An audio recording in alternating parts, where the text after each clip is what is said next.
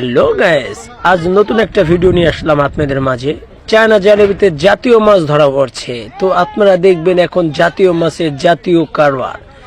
এত বড় মাছ যা ধারণার বাইরে। প্রস্তুত থাকুন পুরো ভিডিও দেখার জন্য।